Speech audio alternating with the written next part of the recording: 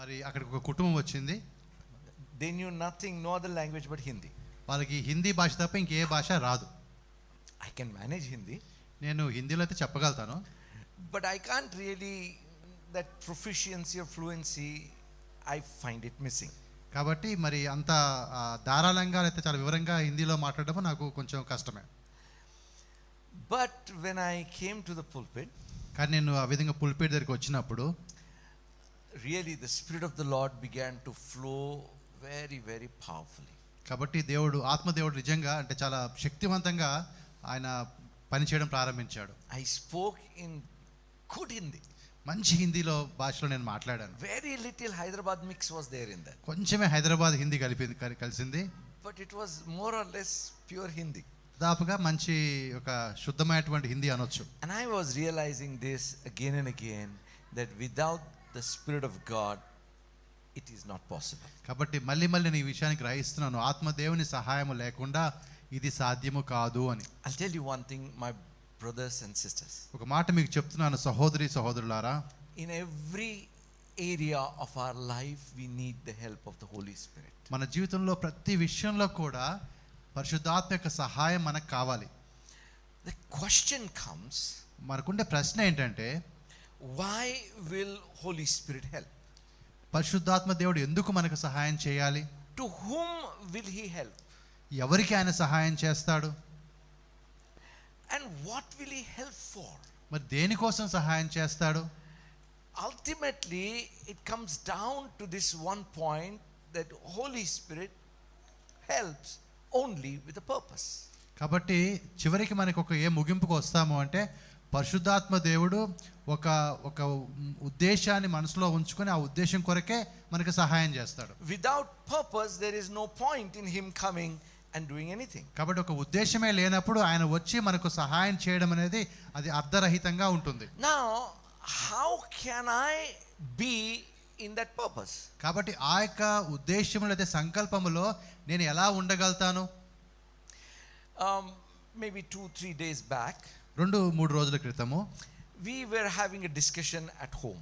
ఇంట్లో మేము ఒక అంశాన్ని గురించి మాట్లాడుకుంటూ ఉన్నాము. I mean, we have always these Bible discussions. కాబట్టి ఎప్పుడు కూడా దేవుని వాక్యంలో నుంచి మాకు ఎప్పుడు డిస్కషన్ జరుగుతూ ఉంటాయి. And we were discussing about Moses. I think sister shared in women's meeting about that. కాబట్టి మోషే గురించి మేము మాట్లాడాము. మరి సిస్టర్స్ మీటింగ్ లో మరి నీనా దాని గురించి చెప్పుండొచ్చు. One of the most important points about Moses is that he did not hesitate to take up the responsibility. కాబట్టి మోషే విషయానికి వచ్చినప్పుడు ఆయనకున్న ఒక ప్రత్యేకమైన గుర్తింపు ఏంటంటే, లేదా విషయం ఏంటంటే, ఆ యొక్క బాధ్యతను తీసుకునే విషయంలో ఆయన వెనుకంజ వేయలేదు. You know, there are 2 people in the Old Testament who did powerful intercessory prayer. కాబట్టి పాత నిబంధనలో చాలా శక్తివంతమైనటువంటి విజ్ఞాపన ప్రార్థన చేసిన వాళ్ళు 2 ఉన్నారు. Moses and before that Abraham. కాబట్టి మోషే, ఆయనకు ముందుగా Abraham. We know that Abraham's intercession was not actually successful. కాబట్టి అబ్రహాము చేసిన ఆ విజ్ఞాపన ప్రార్థన అది ఫలించలేదు అనే విషయం మనకు తెలుసు. Because Sodom and Gomorrah, for which he was interceding, was destroyed. ఎందుకంటే సొదొమ గొమొర్రా గురించి ఆయన ప్రార్థన చేస్తూ వచ్చాడు, కానీ ఆ సొదొమ గొమొర్రాలు నాశనం చేయబడ్డాయి. But Moses interceded for the people of Israel, and God did not destroy them as he had told. కాబట్టి మరి మోషే అయితే ఇశ్రాయేలు కోసం ప్రార్థన చేశాడు, కాబట్టి మరి ఆయన దేవుడు చెప్పినట్టుగా వారిని నాశనం చేయకుండా దేవుడు ఆ నాశనం రాకుండా ఆపేశాడు. Now I was thinking, what is the difference? ఈ ఇద్దరి మధ్యలో ఉండే తేడా ఏంటి అని నేను ఆలోచించాను. See, Abraham interceded for Sodom and Gomorrah, we can say on a kind of a humanitarian ground. కాబట్టి అంటే మానవరీత్యా లేకపోతే సహాయం చేసే ఉద్దేశంతో సొదొమ గొమొర్రాల కోసం అబ్రహాం ప్రార్థన చేశాడు. Of course he understood the heart of God is not that even the wicked should perish. కాబట్టి ఆయనకి దేవుని యొక్క మనసు తెలుసు, అనగా దుష్టుడు చనిపోవడం కూడా దేవునికి ఇష్టం లేదని చెప్పి ఆయనకి తెలుసు. That's why he was just telling, if there are 150 and even 10 righteous people, spare that city. కాబట్టి అది మనసులో ఉంచుకొని అబ్రహాము చేసిన ప్రార్థనలో, అంటే అక్కడ 100 మంది నీతిమంతులు ఉంటే, లేక 50 మంది నీతిమంతులు ఉంటే, 10 మంది ఉంటే ఆ పట్టణాన్ని నువ్వు నాశనం చేస్తావా అంటూ ఆయన ప్రార్థన చేస్తాడు. But do you remember the intercession of Moses? కానీ మోషే యొక్క విజ్ఞాపన ప్రార్థన మీకు జ్ఞాపకం ఉందా? God spare them, otherwise take my name out of the book of life. కాబట్టి ప్రభువా వారిని నువ్వు రక్షించు, దేవ వారిని నువ్వు రక్షించు, లేదా జీవగ్రంథం నుంచి నా పేరు తీసే అని చెప్పి విజ్ఞాపన చేస్తాడు. You see, Moses felt responsible for the people, took up the responsibility. That's why his intercession was successful. కాబట్టి మోషే ప్రజల యొక్క బాధ్యతను తన మీద వేసుకున్నాడు, అది తన బాధ్యతగా భావించాడు, కాబట్టి ఆయన యొక్క విజ్ఞాపన ప్రార్థన అనేది అంగీకరించబడింది. What I realized is, అప్పుడు నేను గ్రహించిన విషయం ఏంటంటే, we can do things in two ways. రెండు రకాలుగా మనం కొన్ని పనులు చేయొచ్చు. One is, okay, because we have to do, we do. కాబట్టి ఏదో చేయాలి కాబట్టి చేయొచ్చు అన్నది మొదటి విధానం అయితే, You know, if you find a person maybe injured on the road, ఒకవేళ ఆ రోడ్డు మీద ఒక వ్యక్తికి ఏమైనా గాయమైంది అనుకోండి, you will go and help him. ఆ వ్యక్తి దగ్గరికి వెళ్ళి నువ్వు సాయం చేస్తావు, That's good.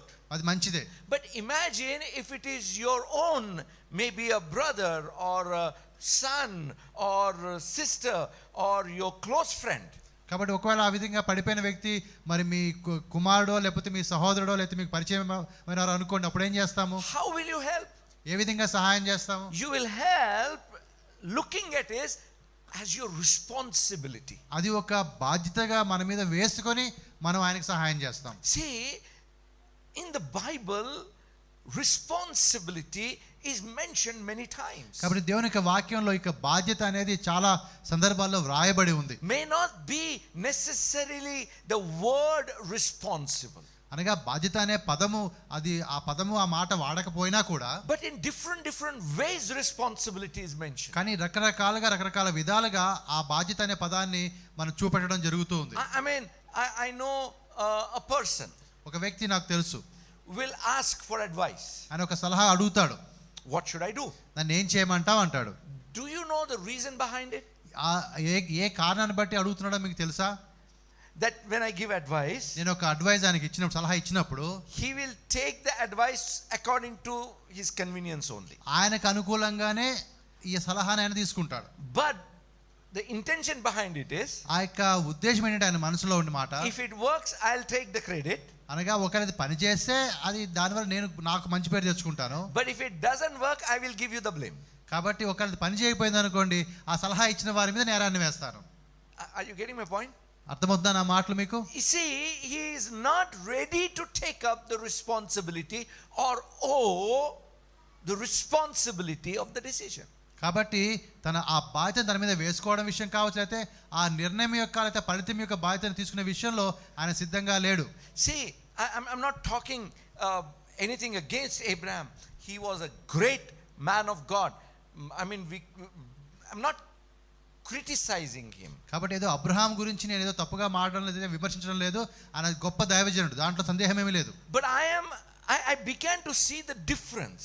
ఓన్లీ అక్కడ ఉన్నటువంటి ఒక చిన్న తేడా నేను గమనిస్తున్నాను. If you want God to partner with you even in his purpose, కాబట్టి ఆయన యొక్క సంకల్పంలో దేవుడు నీతో కలిసి పనిచేయాలనుకున్నప్పుడు, you must be prepared to take up the responsibility. నీవు ఆ బాధ్యతను నీ భుజాల మీద వేసుకోవడానికి నీవు సిద్ధపడి ఉండాలి. If you are just ready to take the credit and not ready to take the fall or responsibility for the fall, then you will not find 100% partnership with God. కాబట్టి కేవలం అది అనుకున్నది మంచిగా జరిగినప్పుడు ఆ నీకు మంచి పేరు రావాలని మాత్రమే కోరుకొని, ఒకవేళ అనుకున్నట్టుగా జరగకపోతే ఆ యొక్క ఆ బ్లేమ్ నీ మీద వేసుకోవడానికి నువ్వు సిద్ధంగా లేవనుకో, అది సరైన విషయం కాదు. See, when Moses led the people of Israel out of Egypt, ఇశ్రాయేలు నుండి ఐగుప్తులో నుంచి మోషే బయటికి తీసుకుని వచ్చాడు. when they didn't have water, అక్కడ వారికి నీరు లేదు. whose throat were they all catching? వారు ఎవరి గొంతు వారు పట్టుకున్నారు ఆ టైంలో? వారి నీళ్ళు లేనప్పుడు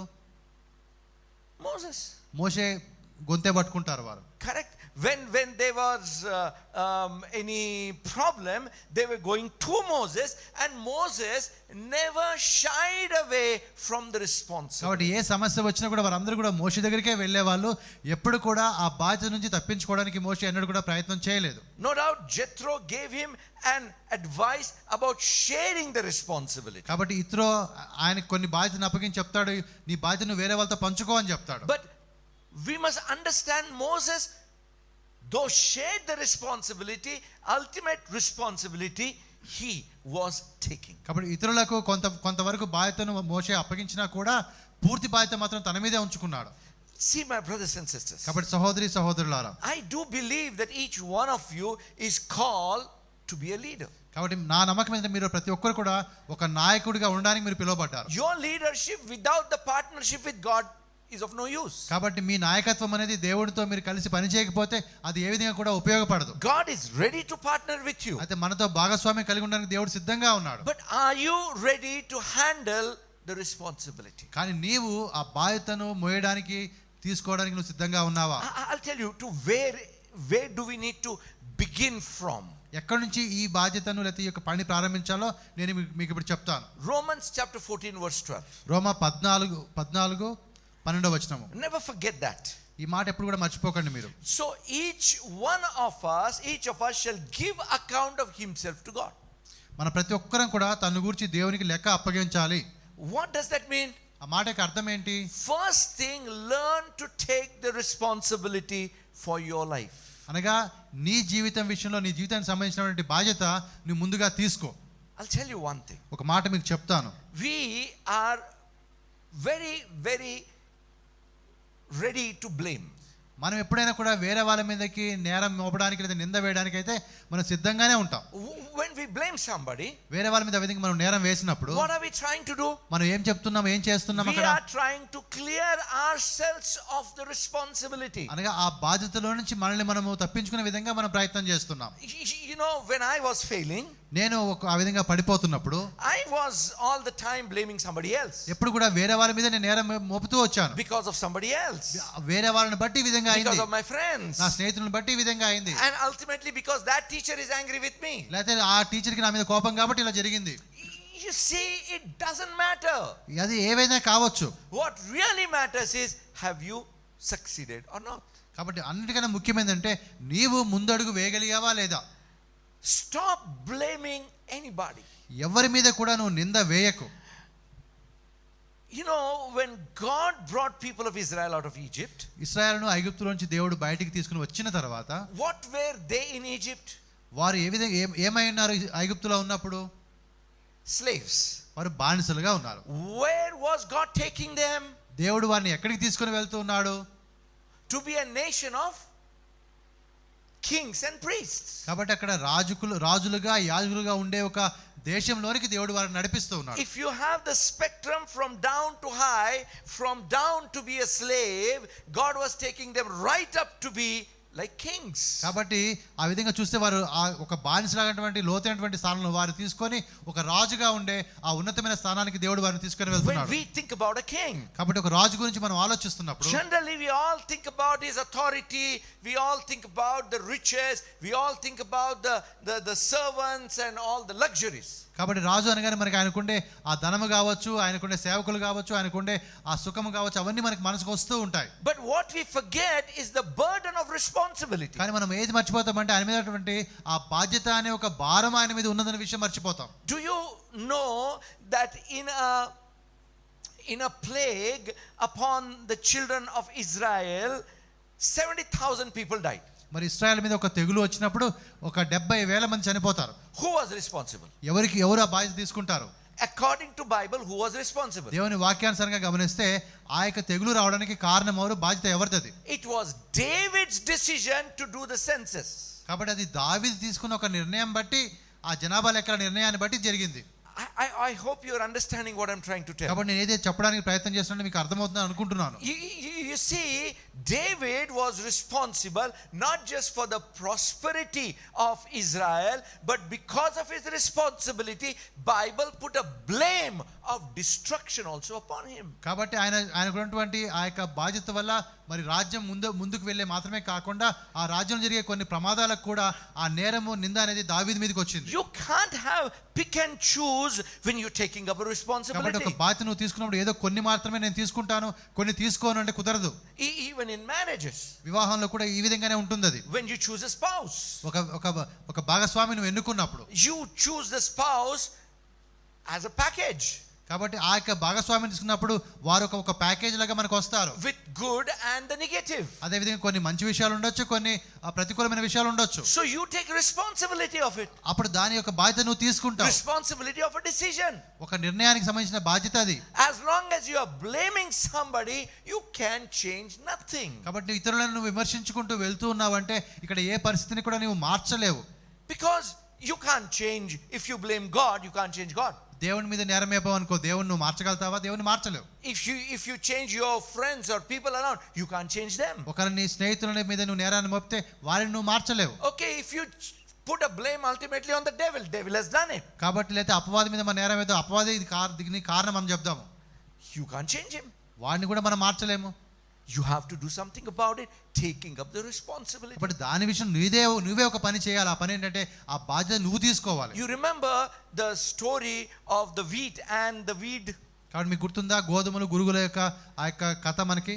Enemy came and sowed the weed in the midst of the wheat field. కాబట్టి ఆ యొక్క గోధుమ యొక్క పంటల పొలములో ఆ గురుగులు అపవాది వచ్చి వాడు నాటి వెళ్తాడు. The owner told his servants, the enemy has done it. కాబట్టి ఆ యజమాని చెప్తాడు ఇది చేసిన పని అపవాది పని అని చెప్తాడు. But remember, the owner took up the responsibility to take the decision to let the weed grow with the wheat till a purpose time. కాబట్టి ఒక సమయం వచ్చేంత వరకు కూడా ఈ గోధుమలు గురుగులు కలిసి పెరగాలన్నటువంటి ఆ నిర్ణయాన్ని యజమానుడు తీసుకుంటాడు. అనగా ఆ బాధ్యత తన మీద వేసుకుంటాడు. Did not throw away the responsibility, let the enemy come and do it, or did not shout at the servant saying, what were you doing? కాబట్టి అపవాదిని మీద చెప్పడం కానీ అయితే సేవకుల నుంచి మీరేం చేస్తారని అనే ఆ విధంగా ఆయన మాటలు మాట్లాడలేదు. He took up the responsibility. ఆ బాధ్యతను తన మీద వేసుకున్నాడు. A king takes up the responsibility. రాజు బాధ్యత తన మీద వేసుకుంటాడు. I always tell this. ఈ మాట ఎప్పుడు నేను చెప్తూ ఉంటాను. The luxury of slavery. కాబట్టి నువ్వు ఒక బానిసత్వంలో ఉండగా కూడా నీకు ఒక సుఖం ఉంటది. Do you know what is the luxury in the slavery? బానిసగా ఉండే బతుకులో కూడా ఒక సుఖం ఉంటది. ఏంటో తెలుసా మీకు అది? No responsibility. నీకు ఏ బాధ్యత ఉండదు. गए तो गए, मेरे बाप का क्या जाता? మా పోతే పోయింది, నాదేం పోతుంది? Correct, huh? It will be the loss of the owner. ఎవరైతే యజమానుడో వాళ్ళకి నష్టం, నాకేం నష్టం? See, the slave doesn't even have to take responsibility of his or her own food. కాబట్టి తన యొక్క సొంత భోజనం యొక్క బాధ్యత కూడా ఒక బానిస మీద ఉండదు. That is what the owner would take. అది ఆ యజమానుడు చూసుకుంటాడు వారు ఏం తినాలో. But when it comes to a king, he takes the responsibility of the food of everybody. కానీ ఒక రాజు విషయం వచ్చినప్పుడు రాజ్యం నుండి ప్రజలందరి యొక్క భోజనం విషయం ఆయనే ఆలోచించాలి. Everybody wants to be a king. ప్రతి ఒక్కరు కూడా రాజు కావాలని ఇష్టపడతారు. Wants to be in that position. అటువంటి స్థానంలో ఉంటే బాగుంటుంది అనుకుంటారు. But remember, you have no place in that position if you are running away from taking the responsibility. కాబట్టి ఆ విధంగా బాధ్యతను తీసుకునే విషయంలో నువ్వు వద్దు అనుకుని దూరంగా వెళ్ళిపోతున్నావంటే ఆ స్థానానికి వెళ్ళడానికి నీకు హక్కు లేదని అర్థం. In Egypt, ఐగుప్తులో ఉన్నప్పుడు people of Israel were slaves. మరి ఇశ్రాయేల్ వారు బానిసలుగా ఉన్నారు. What about desert? మరి అరణ్యంలో ఏ విధంగా ఉన్నారు వారు? Were they kings in desert? మరి వారు రాజులుగా ఉన్నారా అరణ్యంలో ఉన్నప్పుడు? No. వారు రాజులుగా లేరు. They were only delivered in that desert. ఆ యొక్క అరణ్యంలో ఉండగా వారు విడుదల పొందారు అంతే. But they were not yet kings. కానీ ఇంకా రాజులు వారు ఇంకా కాలేదు. They were not independent to take decisions. మరి వారి సొంతగా వారి కొన్ని నిర్ణయాలు తీసుకునేటువంటి స్వతంత్రం వారికి ఇంకా రాలేదు. They were not free completely. అనగా పూర్తిగా వారికి విడుదల రాలేదు. Every night they have to look up when the manna to God for manna. కాబట్టి ప్రతిరోజు రాత్రి కూడా వారు ఆకాశం వైపు కనలేదు, దేవుని వైపు చూడాలా వారికి రావాల్సిన ఆ మన్నా కోసం. They couldn't go where they wanted to go. ఎక్కడికి వెళ్ళాలో అక్కడికి వారు సొంతగా వారు వెళ్ళలేకపోయారు. When the pillar of cloud or the pillar of fire would move, only then they had to move. కాబట్టి ఆ మేఘ స్తంభం కావచ్చు లేదా వెలుగు స్తంభం కావచ్చు ఆ స్తంభాలు కదులుతూ ఉంటే దాని వెంటనే వారు కదిలేవాళ్ళు. It's only when they entered the land of Canaan they became free. కాబట్టి ఎప్పుడైతే వారు కనాను దేశంలోనికి వెళ్ళారో అప్పుడే వారు పూర్తిగా స్వతంత్రులయ్యారు. Hallelujah. Hallelujah. It's good to be free, right? కాబట్టి ఆ విధంగా స్వతంత్రులుగా ఉండడం మంచిదే కదా? అవునా కాదా? But do you know what all things stopped there? కాబట్టి ఆ విధంగా అయితే అక్కడ ఏమేమి ఆగిపోయాయో మీకు తెలుసా? Manna stopped there. మన్నా ఆగిపోయింది రావడం. The rock that followed them giving water stopped. లేకపోతే ఏ బండ అయితే నీటిని వారికి అందిస్తూ ఉందో ఆ బండ ఆగిపోయింది. The pillar of cloud and the pillar of fire that led them stopped. కాబట్టి ఆ మేఘ స్తంభం కావచ్చు, అగ్ని స్తంభం కావచ్చు, వారు నడిపిస్తూ వచ్చే అవి కూడా ఆగిపోయాయి. Now they have to take the responsibility of their food. They have to dig the wells for their water. They have to protect themselves. కాబట్టి వారి భోజనం విషయంలో వారే బాధ్యత తీసుకోవాలి, వారే బావి తవ్వి నీళ్లు సంపాదించుకోవాలి, అవన్నీ కూడా వారికి కావాల్సింది వాళ్ళే సమకూర్చుకోవాలి. ఇప్పుడు In other words, ఇంకొక మాటలో చెప్పాలి అంటే they had to take the responsibility of themselves. కాబట్టి వారికి కావాల్సింది వారి సొంత బాధ్యత వారే తీసుకోవాల్సిన పరిస్థితి. Listen very carefully. చాలా జాగ్రత్తగా దీన్ని మీరు ఆలోచించండి.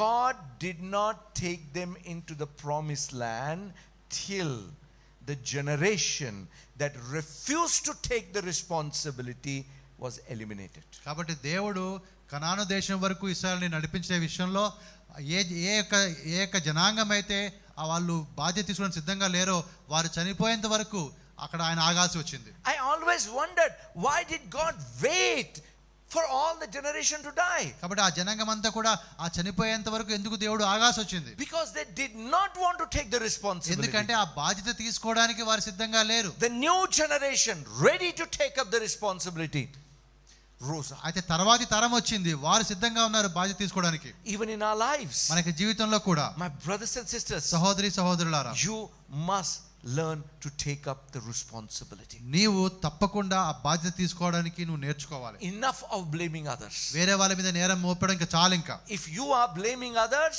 వేరే వాళ్ళ మీద నువ్వు నేరాన్ని మోపుతున్నావంటే you are not free. నువ్వు ఇంకా స్వతంత్రుడివి కాలేదు అని. You have not experienced the power of freedom. మరి యొక్క స్వతంత్రంలో ఉండే యొక్క బలాన్ని నువ్వు ఇంకా అనుభవించిన వాడవు కావు. You are not in a position to take the decisions. ఒక నిర్ణయాన్ని తీసుకునే స్థానంలో నీవు ఇప్పుడు లేవు. See, my brothers and sisters, కాబట్టి సహోదరులారా, many times we want to run away. చాలా సార్లు మనం ఆ విధంగా పారిపోవడానికి ఇష్టపడతాం. You know, we need to understand that God has put us in a position with a purpose. కాబట్టి దేవుడు ఒక ఉద్దేశంతో ఒక స్థలంలో మనల్ని ఉంచుతాడు. So you take the responsibility to fulfill the purpose. నువ్వేం చేయాలంటే ఆ యొక్క సంకల్పాన్ని నెరవేర్చడానికి ఒక బాధ్యత నువ్వు తీసుకోవాలి. In Esther chapter 4, మరి ఎస్తేరు 4వ అధ్యాయం మనం చూస్తే, now Haman had decided to eliminate Israel. కాబట్టి హామాను ఇశ్రాయేలు జనాంగాన్ని నాశనం చేయాలని చెప్పి ఒక నిర్ణయాన్ని తీసుకుంటాడు. So Mordecai sends a message to Queen Esther. అప్పుడు మొర్దెకై ఏం చేస్తాడంటే ఎస్తేరుకి ఒక సమాచారం పంపిస్తాడు. That this is the danger. ఇదిగో ఒక ప్రమాదం ఇక్కడ మనకు ఉంది. You go and talk to the king. నువ్వు వెళ్ళి రాజుతో మాట్లాడు అని చెప్తాడు. Now what does Esther do? అప్పుడు ఎస్తేరు చేసిన పని ఏంటి? She sends a message. ఆమెకు ఒక సమాచారం పంపిస్తుంది. It's dangerous to go to the king. రాజు దగ్గరికి పోవడం చాలా ప్రమాదకరమైన విషయం. If he doesn't extend his scepter, then I will die. కాబట్టి ఆ విధంగా ఒకవేళ ఆయన కానీ తన యొక్క హస్తాన్ని మన వైపు చూపకపోతే మనం చనిపోతాము. And this is what Mordecai sends to her. అప్పుడు మొర్దెకై మళ్ళీ ఒక వర్తమానం ఆమెకు పంపిస్తాడు. Verse 13 onwards. మరి 13వ వచనం మనం చూస్తున్నాం. Mordecai told them to answer Esther, do not think in your heart that you will escape the king's palace any more than all the other Jews. For if you remain completely silent at this time, relief and deliverance will arise for the Jews from another place, but you and your father's house will perish. Yet, who knows whether you have come to the kingdom for such a time as this. Mordecai ఎస్తేరుతో ఇట్లు ప్రత్యుత్తరం ఇచ్చి, రాజనగరులో ఉన్నంత మాత్రము చేత యూదులందరికంటే నీవు తప్పించుకుందువని నీ మనసులో తలంచుకొనవద్దు. నీవు ఈ సమయమందు ఏమీ మాట్లాడక మౌనంగా ఉన్నాడల్లా యూదులకు సహాయం విడుదలయు మరి యొక్క దిక్కు నుండి వచ్చును. కానీ నీవును నీ ఇంటి తండ్రి ఇంటి వారు నశించదు. నీవు ఈ సమయమును బట్టియే రాజ్యమునకు వచ్చితివేమో ఆలోచించుకోనమని చెప్పుమనెను. See, I want you to imagine. ఒక విధంగా ఈ విధంగా దీన్ని ఊహిద్దాం. Mordecai sends a message. మరి మొర్దెకై ఒక వర్తమానం పంపించాడు. Esther, Esther, the Jews are in danger. మరి యూదులు ప్రమాదంలో ఉన్నారు. You have to go and talk to the king. నువ్వు వెళ్ళి రాజుతో మాట్లాడాలి. And she said, "Ammo, I won't go." అప్పుడు ఆమె అమ్మో నా వల్ల కాదు నేను పోను అంటది. See, what is that? అంటే ఏంటి?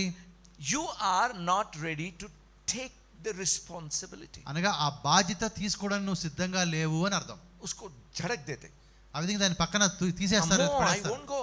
నా వల్ల కాదు, అమ్మో నా వల్ల కాదు. I mean, if you don't go, lakhs and lakhs of people will perish.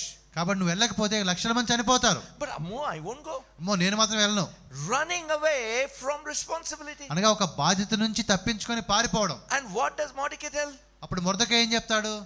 If you don't want to take the responsibility, it is your concern. కాబట్టి ఒకవేళ ఆ బాధ్యత తీసుకోవడం నువ్వు సిద్ధంగా లేకపోతే అది నీ సమస్య. అది God knows how to protect his children. దేవుడికి తెలుసు తన ప్రజలను ఎలా కాపాడుకోవాలో. God anyhow from anywhere will bring up a person who can take the responsibility, or his own way he will deliver.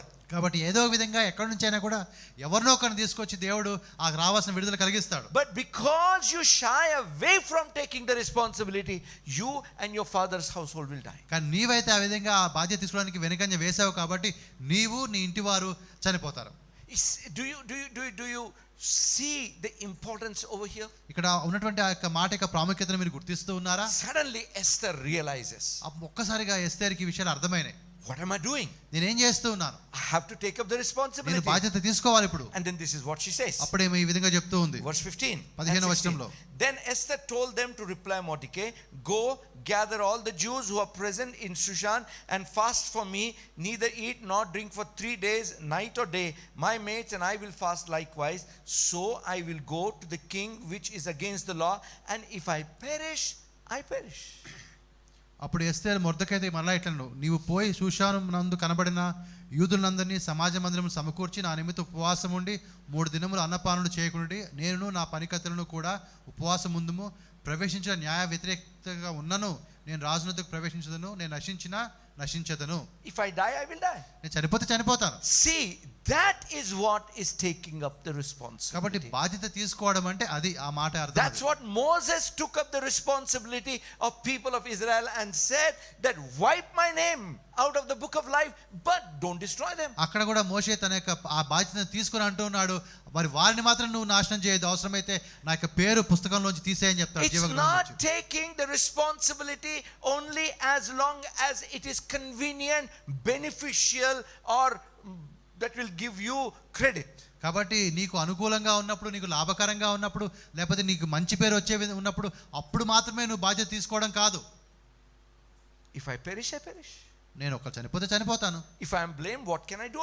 I will be blamed for doing wrong. కాబట్టి ఒకవేళ నా మీద ఎవరైనా నింద మోపుతారు, ఇంక నేనేం చేస్తాను దానికి? See, my brothers and sisters, కాబట్టి సహోదరులారా, when it's a ministry, మరి పరిచర్య విషయం మనం మాట్లాడుతున్నప్పుడు it is about responsibility. అదొక బాధ్యతతో కూడిన పరిచర్యగా ఉంటుంది. People want to be in the limelight without taking the responsibility. కాబట్టి బాధ్యతను తీసుకోకుండా ప్రజలందరూ కూడా మేము కూడా ఆ విధంగా లైమ్ లైట్ లో ఉండాలి, అయితే మంచి పేరు ఉండే స్థానంలో ఉండాలని కోరుకుంటారు.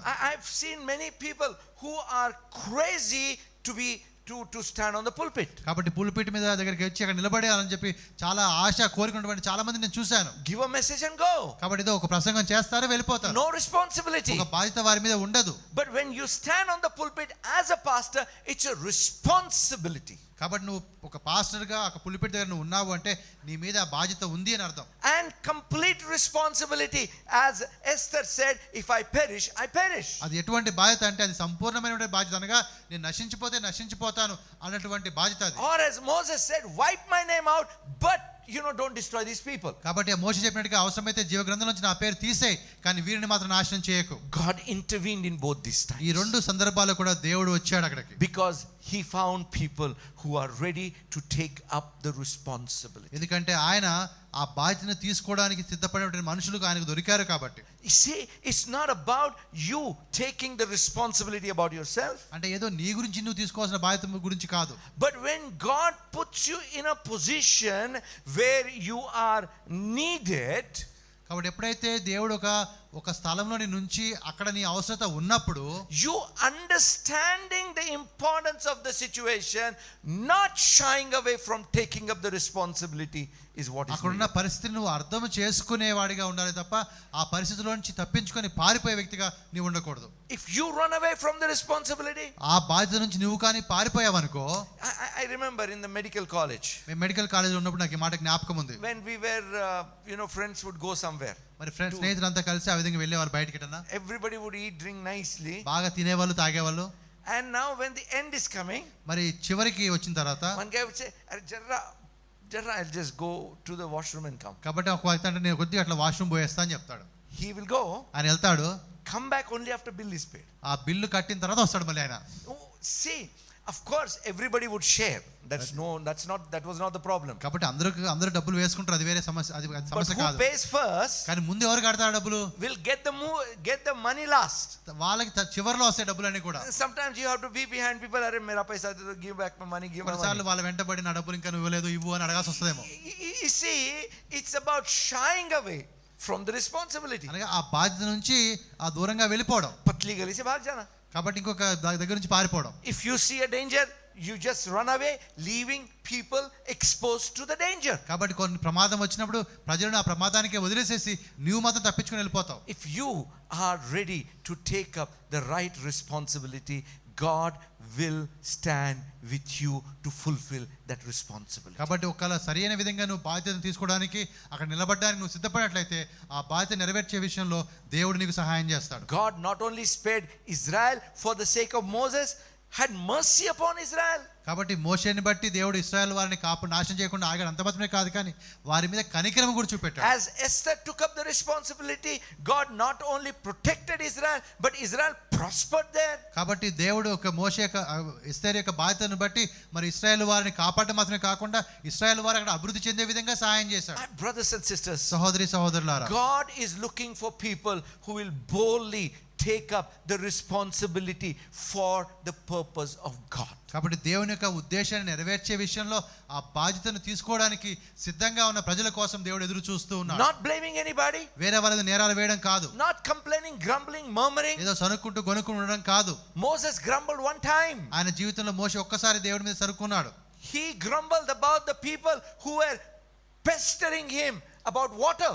కాబట్టి నీటిని గురించి ప్రజలు ఆయన మీదకి ఆ విధంగా ఒత్తిడి తెస్తూ ఉన్నప్పుడు అప్పుడు దాన్ని బట్టి ఆయన సనుక్కున్నాడు.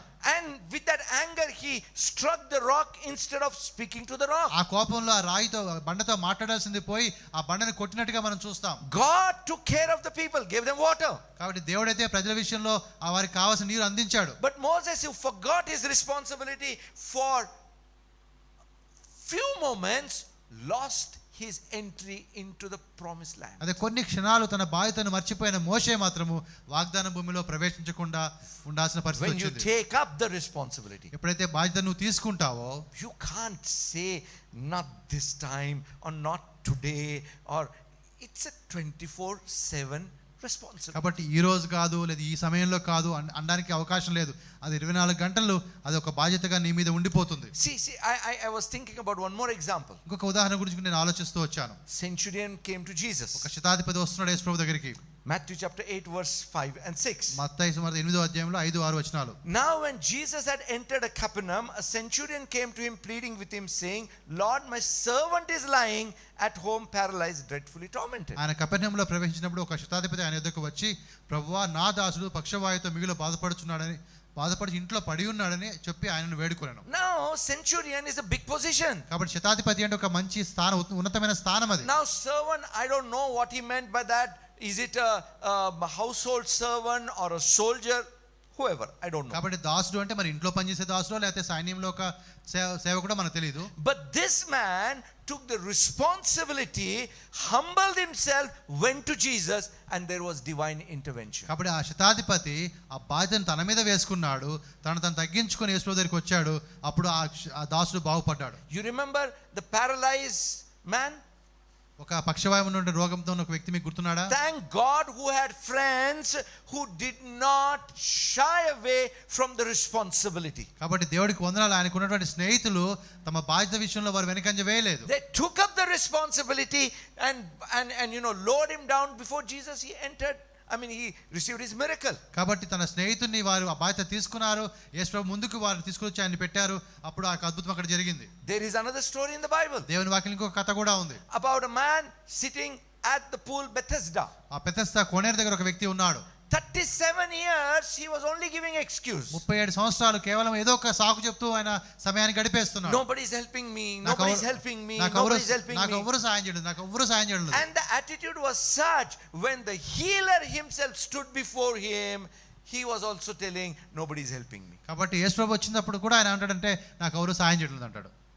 did not want to take the responsibility. ఎందుకంటే ఒక బాధ్యతను తీసుకోవడానికి ఆయన సిద్ధంగా లేడు. My brothers and sisters, సహోదరులారా, my question to you is simple. నేను ఒక చిన్న ప్రశ్న మీకు వేస్తున్నాను. If you want to move forward in partnership with God for His purpose, దేవుని యొక్క సంకల్పాన్ని నెరవేర్చే దిశగా ఆయనతో భాగస్వామ్యం కలిపి నువ్వు పనిచేసి ముందుకు వెళ్ళాలనుకుంటే learn to take up the responsibility. బాధ్యతను తీసుకోవడానికి నువ్వు సిద్ధంగా ఉండు. Of course, there is another angle to it. మరి అది దానికి ఇంకొక యాంగిల్ కూడా ఉంది. You see, it's not that you choose any responsibility come your way. కాబట్టి ఏదో నీకు ఏదో వస్తే అది అన్నట్టుగా ఏదో ఒక బాధ్యతను మీద వేసుకుంటానంటే కుదరదు. God should lead you.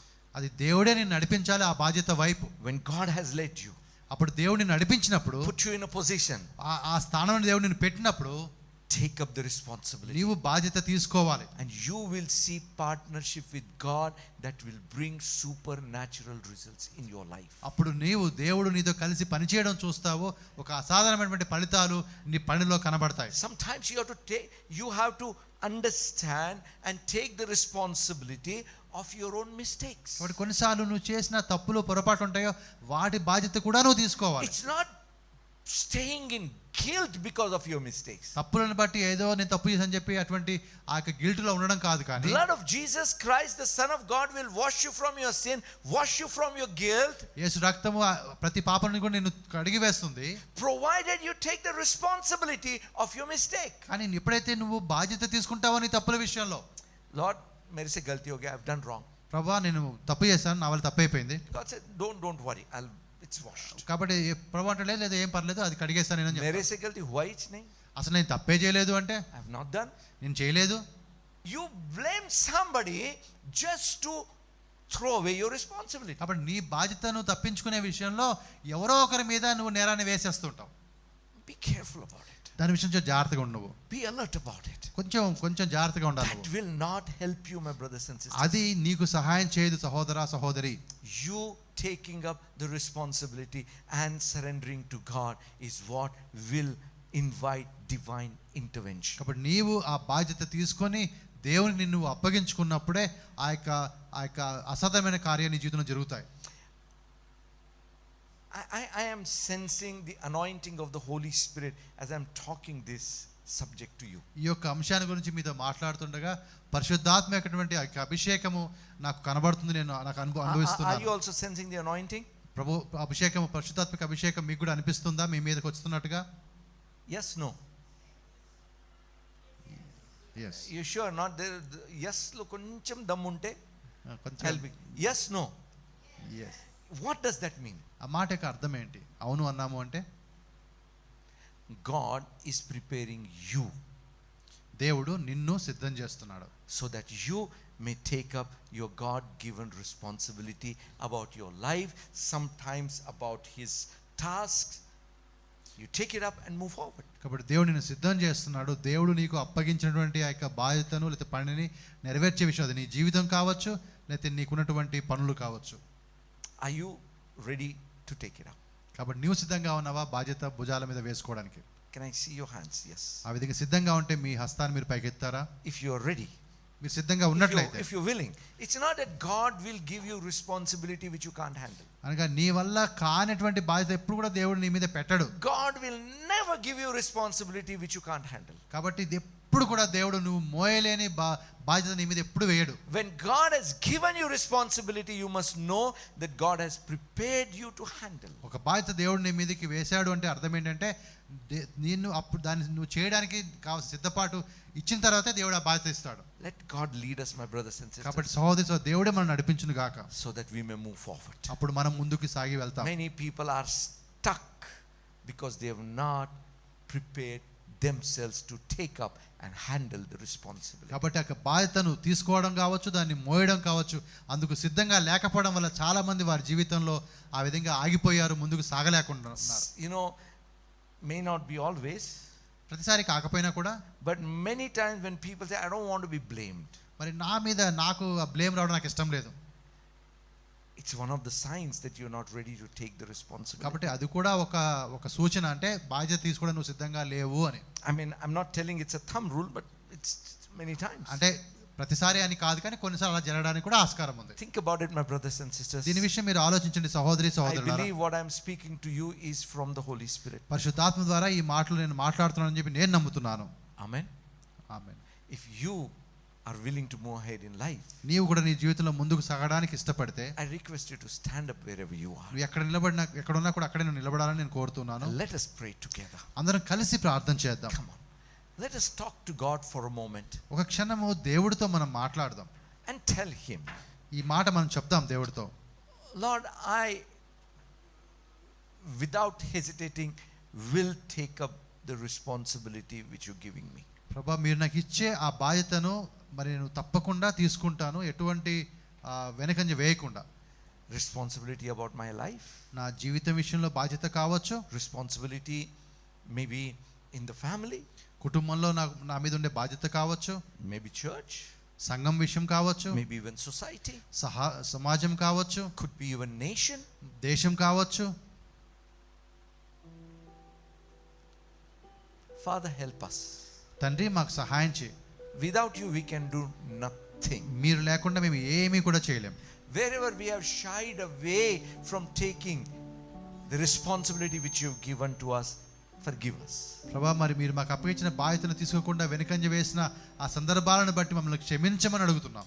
We bow down before you. మీ ఎదుట మేము ప్రభా మరి సాగిల పడుతున్నాం. Surrender ourselves to you. మమ్మల్ని మేము మీకు అప్పగించుకుంటూ ఉన్నాం. Help us మాకు సహాయం చేయండి, that we may move forward with you. మీతో కలిసి మేము ముందుకు సాగునట్లుగా In Jesus' name. యేసు నామములో ప్రార్థిస్తున్నాం. Amen. ఆమేన్. Hallelujah. హల్లెలూయా.